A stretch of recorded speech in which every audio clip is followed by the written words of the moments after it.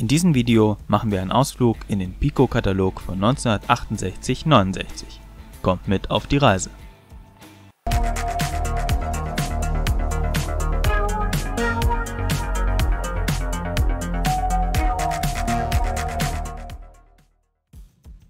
Liebe Modellbahnfreunde aus Ost und West, diesmal möchte ich euch ein kleines Geschenk präsentieren. Der liebe Modellbahnkollege Thomas aus Dresden hat mir diesen Pico-Katalog H0N von 1968-69 zukommen lassen.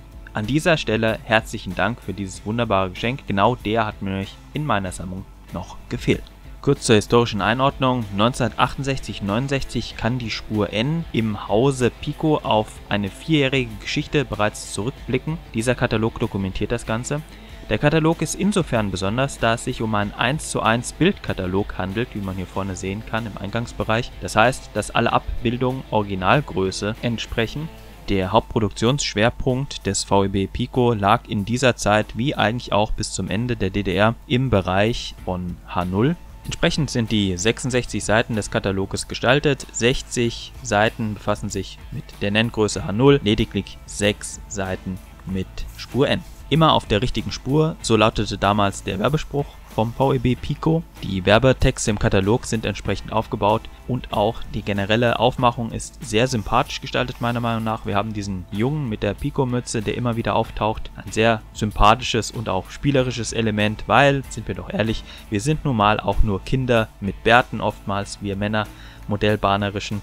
Und dieses spielerische Element symbolisiert eben auch den Auftrag, der an den VEB Pico herangetragen wurde, nämlich sowohl für die Modelleisenbahner als auch für die Spieleisenbahner gleichermaßen zu produzieren. Die Darstellung der einzelnen Modelle, von der Lok bis zum Wagen, sind sehr detailliert. Wir haben viele Details eingebaut, beispielsweise werden auch die Frontansichten einiger Waggons immer wieder dargestellt. Auch Innenleben, beispielsweise der Reisewagen oder der Doppelstockwaggons, werden abgebildet und generell ist die Gestaltung sehr sympathisch, farbenfroh und ganz im Stile der 1960er Jahre.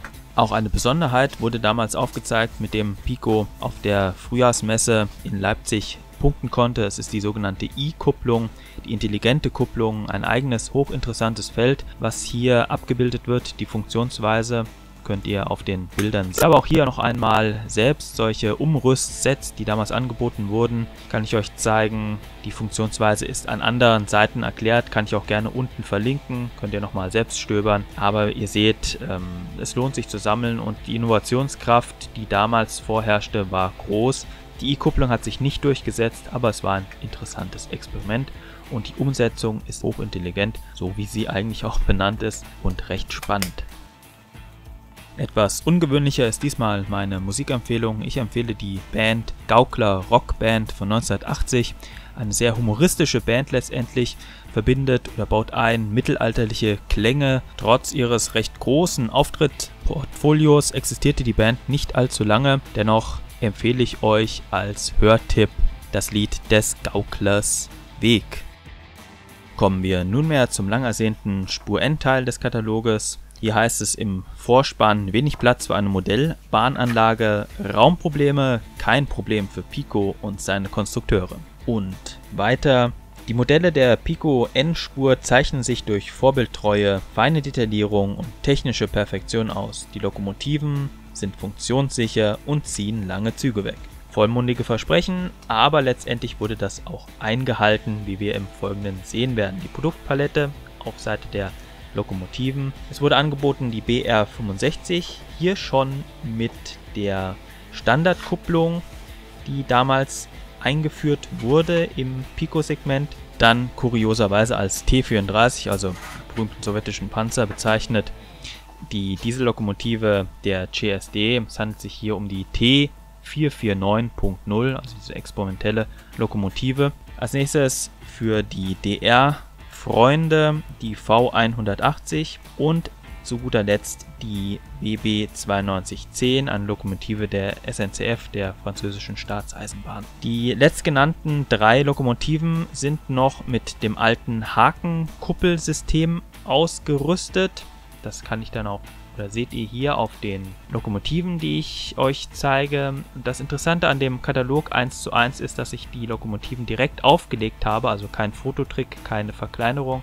Die liegen hier direkt auf, ich hebe sie hoch und es ist genau die Größe und ich kann sie euch hier auch in 3D aus dem Katalog quasi pflücken. Eine nette Spielerei.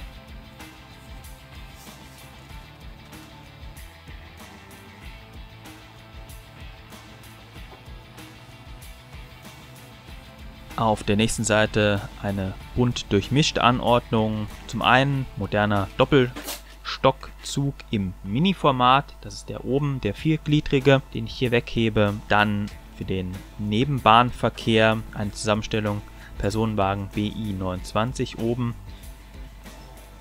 Dann Personenwagen CI29 und Personengepäckwagen Postidee. Diese haben alle eine spezielle Kupplung von Herbert Stein. Das ist nochmal eine Sonderkupplung, die über die normale Hakenkupplung, wie wir sie später nochmal sehen werden, hinausgeht. Diese habe ich leider nicht im Original. Ich bin da noch dran, sie zu sammeln. Das hier sind die Ausführungen schon mit der Standardkupplung. Recht schöne Modelle, sehr ansehnlich, gut verarbeitet. Auch der Dachaufbau sehr interessant. Kann sich wirklich auch sehen lassen für die damaligen Produktionsstandards. Im Folgenden die offenen Güterwagen, hier in Rot-Braun und Schwarz. Schwarz ist die Angabe, eigentlich ist es ein Grün. Beide habe ich original mit der hier angegebenen Hakenkupplung. Dann die gedeckten Güterwagen, hier abgebildet der braune, der Kühlwaggon und ein Waggon der SNCF. Schwarzer Lackierung. Es fehlt da noch die Lackierung in Schwarz bzw. in Grau der KP, also der polnischen Staatsbahn. Und hier ganz außen haben wir dann den Waggon der belgischen Staatsbahn.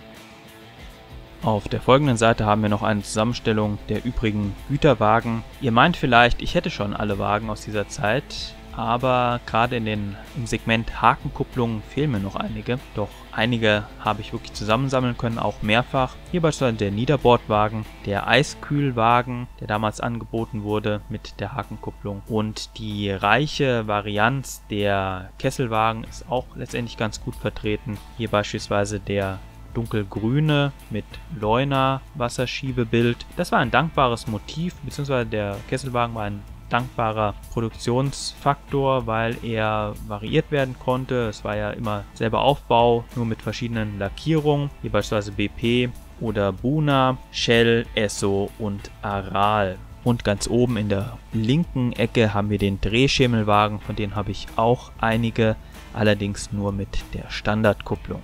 Auf der anschließenden Seite ist das Gleismaterial abgebildet, das sich letztendlich bis zum Ende der Spur-N-Produktion in DDR-Zeiten auch nicht mehr großartig ändern sollte. Das Standardprogramm, mit welchem sich abwechslungsreiche Gleispläne gestalten lassen. Zu guter Letzt noch der Hinweis auf die Geschenkpackung, unten stehend ein in Plaste eingefügter Fahrregler plus ein Wagenkonvolut plus V180. Einzelne Segmente konnten aus dem Ganzen rausgelöst werden, da konnte man eine Brücke konstruieren. Das ist wirklich eine der am gefragtesten Sammelgüter von Pico N jener Jahre und habe ich leider nicht in meiner Sammlung, aber vielleicht wird es irgendwann noch einmal, wobei die Zahl der gut erhaltenen, überhaupt erhaltenen Geschenkpackungen dieser Art ist sehr, sehr. Aber man weiß ja nicht. Vielleicht wird einem das Glück noch lachen. Ist ein Fortuna Hold. Schauen wir mal.